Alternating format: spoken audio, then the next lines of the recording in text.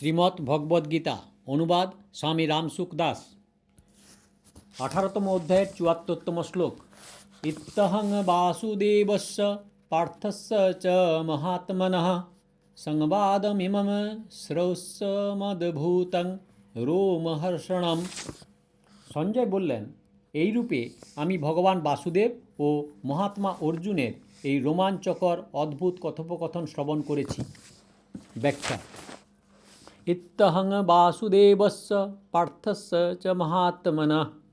সঞ্জয় বলেছেন যে এইভাবে আমি ভগবান বাসুদেব এবং মহাত্মা কুন্তিনন্দন অর্জুনের কথোপকথন শুনেছি, যা অত্যন্ত অদ্ভুত, বিশিষ্ট এবং একটি স্মরণ মাত্রেই শরীর আনন্দে রোমাঞ্চিত হয়ে ওঠে। এখানে ইতিপদটির অর্থ হল যে প্রথম অধ্যায়ের 20তম শ্লোকে অথ ব্যবস্থিতান দৃষ্টাং ধার্তরাষ্ট্রন কপিধ্বজঃ পদের দ্বারা সঞ্জয় শ্রীকৃষ্ণ ও অর্জুনের সংবাদরূপে গীতা আরম্ভ করেছেন, আর এই স্থানে ইতি পদের দ্বারা সেই সংবাদ বা আলোচনা সমাপ্ত করেছেন। অর্জুনকে মহাত্মনঃ বিশেষণে ভূষিত করার অর্থ হল যে অর্জুন অতি বিশিষ্ট মহাপুরুষ, স্বয়ং ভগবান যার নির্দেশ পালন করে থাকেন। অর্জুন বলেছেন, হে অচ্যুত, আমার রথটিকে উভয় সেনার মধ্যস্থলে সন্নিবিষ্ট করো, আর ভগবান উভয় সেনার মধ্যস্থলে রথ উপস্থাপন করলেন। গীতায় অর্জুন যেমন যেমন প্রশ্ন করেছেন, ভগবান সেই সেই স্থানে অত্যন্ত স্নেহের সঙ্গে বিশিষ্ট রীতিতে প্রায়শই বিস্তারিতভাবে তার উত্তর দিয়েছেন। এইরূপ মহাত্মা অর্জুন এবং ভগবান বাসুদেবের কথোপকথন আমি শ্রবণ করেছি। সংবাদমিমম শ্রৌষ্যমদ্ভূতং রোমহর্ষণম। এই আলোচনাতে অদ্ভুত এবং রোমাঞ্চকর কী ছিল? শাস্ত্রে প্রায়ই দেখা যায় যে সংসার থেকে নিবৃত হলেই মানুষ পারমার্থিক পথে অগ্রসর হতে সক্ষম হয় এবং তার কল্যাণ লাভ করে। সাধারণ মানুষের মধ্যেও প্রায়শ এরূপ ধারণা থাকে যে গৃহ, আত্মীয় স্বজন ইত্যাদি পরিত্যাগ করে সাধু সন্ন্যাসী হলেই কল্যাণ হয়। কিন্তু গীতায় বলা হয়েছে যে যে কোনো পরিস্থিতি, অবস্থা, ঘটনা, দেশ, কাল ইত্যাদি যাই হোক না কেন, সেইগুলির সদ্ব্যবহার করলে মানুষের কল্যাণ হওয়া সম্ভব। শুধু তাই নয়, সেই পরিস্থিতি যত ভালো হোক বা মন্দ, অত্যন্ত সৌম্য হোক অথবা ভয়ানক যুদ্ধের ন্যায় পরিস্থিতি হোক, যাতে সারাদিন মানুষ বধ করতে হয়, তাতেও মানুষের কল্যাণ হওয়া সম্ভব, মুক্তি লাভ করা সম্ভব। কারণ জন্ম মৃত্যুরূপ বন্ধনের জন্য সংসারের আসক্তি হলো প্রধান কারণ। সেই আসক্তি দূর করার জন্য পরিস্থিতির সদ্ব্যবহার করাই কর্তব্য। অর্থাৎ যে ব্যক্তি পরিস্থিতি হেতু রাগ দেশ না করে নিজ কর্তব্য পালন করে, সেই ব্যক্তি সহজেই মুক্ত হয়ে যায়।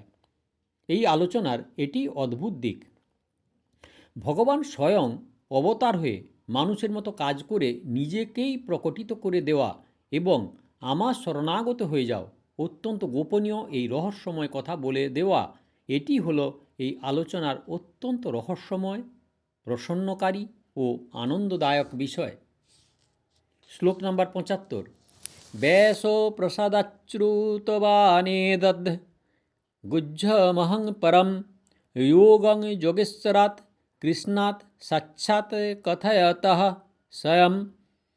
শ্রী বেদব্যাসের কৃপায় দিব্যদৃষ্টি লাভ করে আমি স্বয়ং এই পরম গুহ্য যোগের কথা সাক্ষাৎ যোগেশ্বর ভগবান শ্রীকৃষ্ণকে বলতে শুনেছি। ব্যাখ্যা। ব্যাস প্রসাদাৎ শ্রুতবান।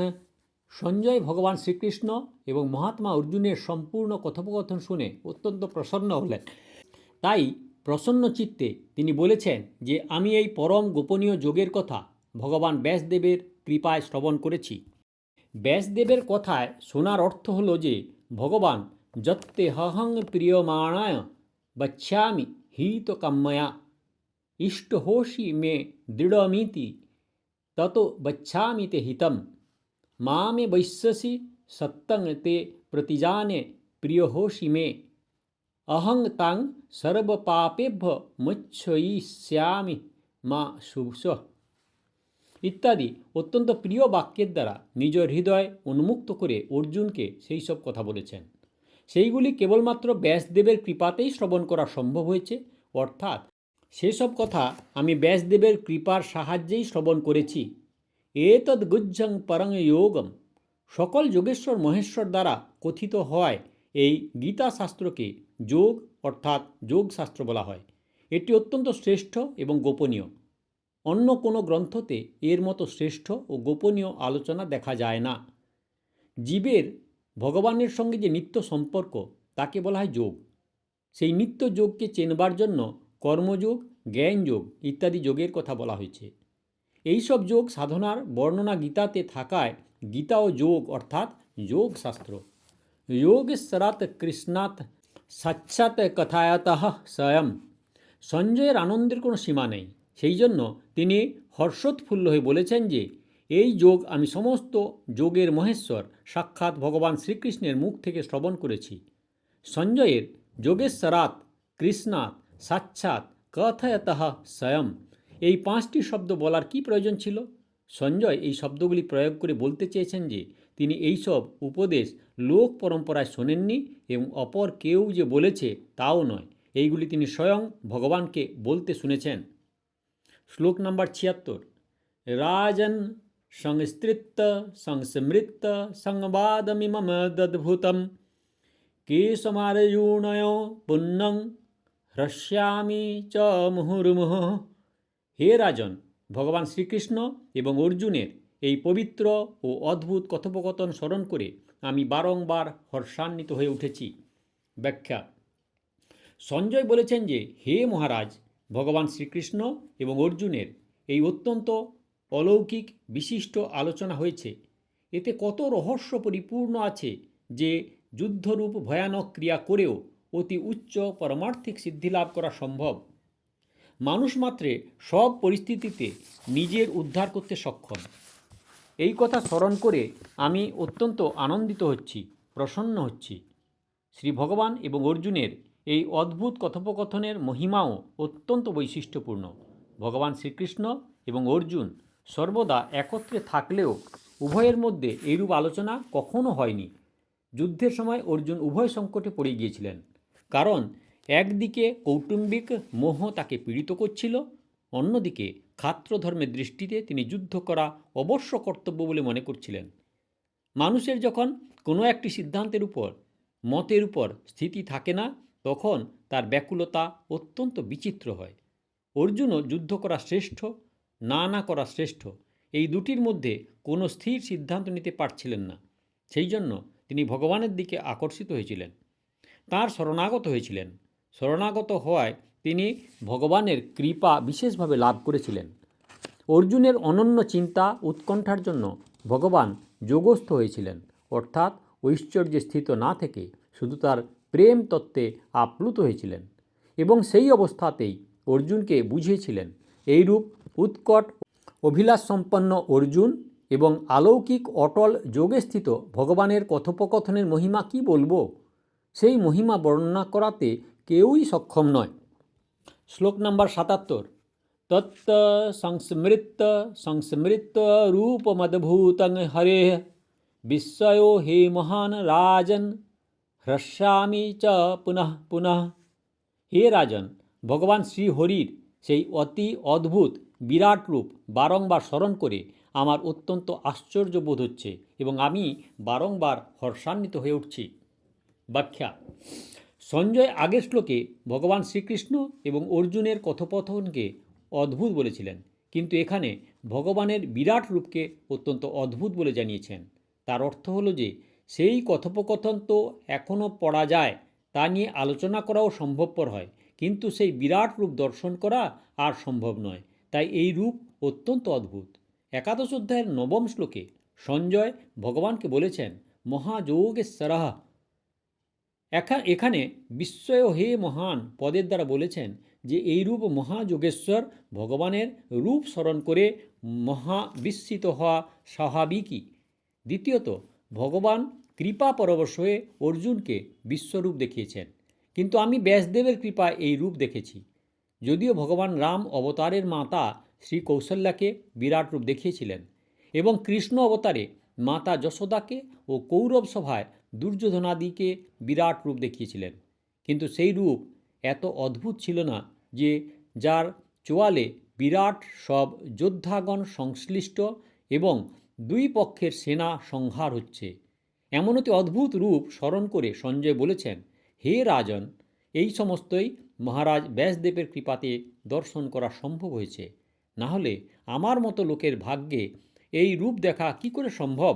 শ্লোক নাম্বার ৭৮। यत्र योगेश्वरः কৃষ্ণ यत्र পার্থ ধনুর্ধরः তত্র শ্রীবিজয়ো ভূতির্ধ্রুবা নীতির্মতির্মম। যেখানে যোগেশ্বর ভগবান শ্রীকৃষ্ণ এবং গাণ্ডীব ধনুর্ধারী অর্জুন অবস্থিত, সেখানেই শ্রী, বিজয়, বিভূতি ও অচল নীতি বিদ্যমান। এই হলো আমার অভিমত। ব্যাখ্যা: यत्र যোগেশ্বরः কৃষ্ণ यत्र পার্থ ধনুর্ধরः।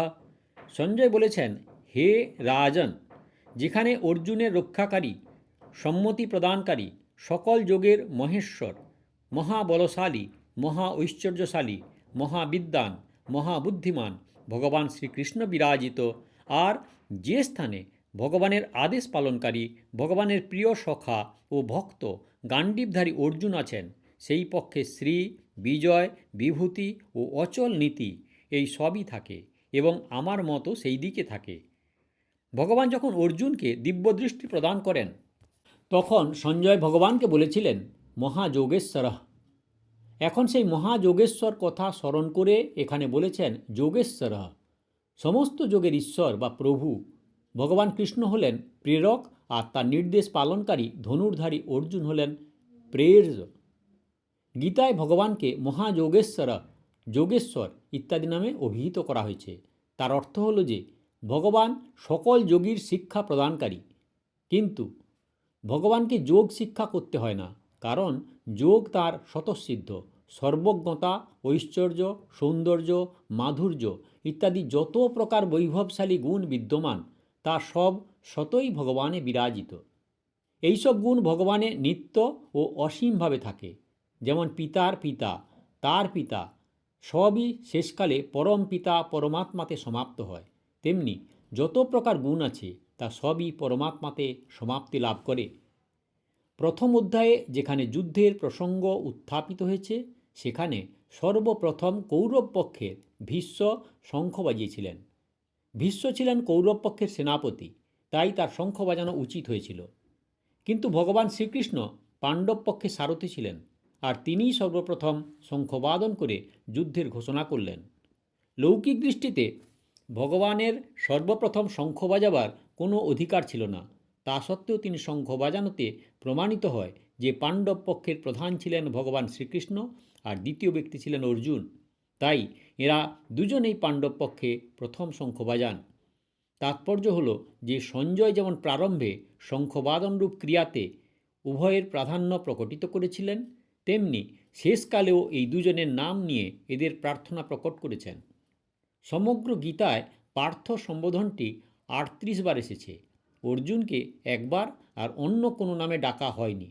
এতে মনে হয় যে ভগবানের পার্থ সম্বোধনটি অত্যন্ত প্রিয় ছিল। এই রীতিতে অর্জুনেরও কৃষ্ণ সম্বোধনটি বেশ প্রিয় ছিল।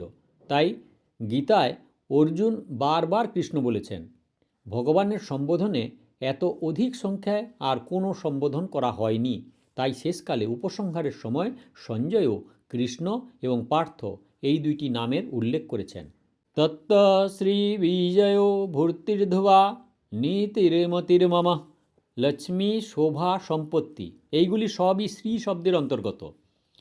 যেখানে শ্রীপতি ভগবান কৃষ্ণ বিরাজমান, সেখানে শ্রী থাকবেই। বিজয় অর্জুনকেও বলা হয় এবং শৌর্যকেও বলা হয়। যেখানে বিজয়রূপ অর্জুন বিরাজমান, সেখানে শৌর্য, উৎসাহ ইত্যাদি ক্ষাত্র ঐশ্বর্য অবশ্যম্ভাবী।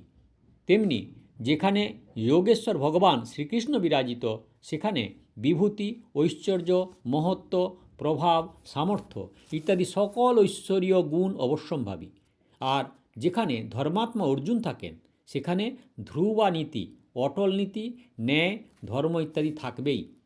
প্রকৃতপক্ষে শ্রী, বিজয়, বিভূতি এবং ধ্রুবানীতি এইসব গুণ ভগবান ও অর্জুনে সর্বক্ষণ বিদ্যমান। উপরিউক্ত দুটি বিভাগ প্রাধান্য নিয়ে করা হয়েছে। যোগেশ্বর শ্রীকৃষ্ণ এবং ধনুর্ধারী অর্জুন এই দুইজন যেখানে বিরাজিত, সেখানে অনন্ত ঐশ্বর্য, অনন্ত মাধুর্য, অনন্ত সৌশীলা, অনন্ত সৌজন্য, অনন্ত সৌন্দর্য ইত্যাদি দিব্যগুণ অবশ্যই বিরাজ করে। ধৃতরাষ্ট্রের বিজয়ের গূঢ়াভিসন্ধিরূপ যে প্রশ্ন ছিল তার উত্তর সঞ্জয় সম্যকভাবে দিয়েছেন। এর অর্থ হল পাণ্ডুপুত্রদের বিজয় যে সুনিশ্চিত তাতে কোনো সন্দেহ নাই।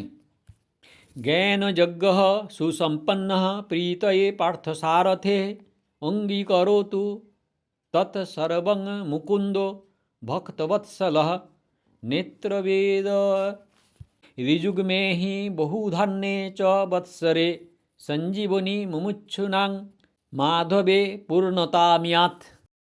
ওং তৎসদিতি শ্রীমদ্ভাগবতগীতাসুপনিষৎসু ব্রহ্মবিদ্যায়াং যোগশাস্ত্রে শ্রীকৃষ্ণার্জুন সংবাদে মৎস্যসন্ন্যাসযোগ নামাষ্টাদশোऽধ্যায়। যাতে মোক্ষের সন্ন্যাস অর্থাৎ ত্যাগ হয় এইরূপ ভগবদ্ভক্তির বর্ণনার প্রাধান্য থাকায় এই অধ্যায়ের নাম রাখা হয়েছে মোক্ষম সন্ন্যাসযোগ। অতি আনন্দের সঙ্গে বলছি, এ হলো শ্রীমদ্ভগবদ্গীতার অষ্টম অধ্যায় তথা জ্ঞান যোগরূপ গীতার সমাপ্তি। দয়া করে সাবস্ক্রাইব করবেন, লাইক করবেন, শেয়ার করবেন। আর গীতার শুরুর থেকে শুনতে হলে কাকন বাসুতে ক্লিক করে ভিডিও দেখুন।